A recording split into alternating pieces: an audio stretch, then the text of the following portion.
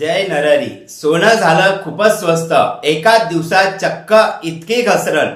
10 ग्रामचा नवा भाव काय जाणून घेऊया आज आपण. गेल्या काही दिवसापासून सोने चांदीचा दर कधी कमी होतोय तर कधी जास्त होतोय. सध्या सोन्याचा भाव चांगलाच कमी झाला आहे.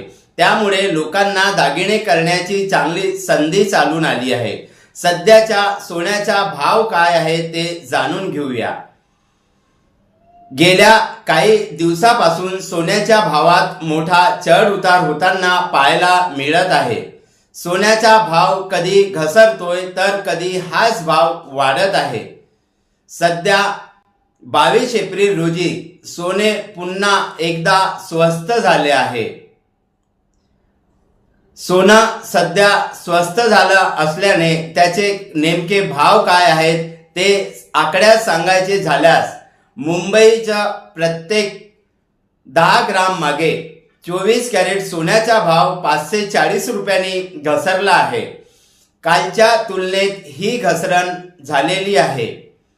प्रत्येक ग्राम मागे सोन्याचा भाव हा 54 रुपयांनी कमी झालेला आहे. जाणून घेऊया मुंबईत 24 कॅरेट सोन्याचा भाव काय आहे. तर 21 एप्रिल रोजी 1,55,290 रुपये प्रति 10 ग्राम हा होता. तर हाच भाव 22 एप्रिल रोजी 1,54,750 रुपये प्रति 10 ग्राम झाला आहे.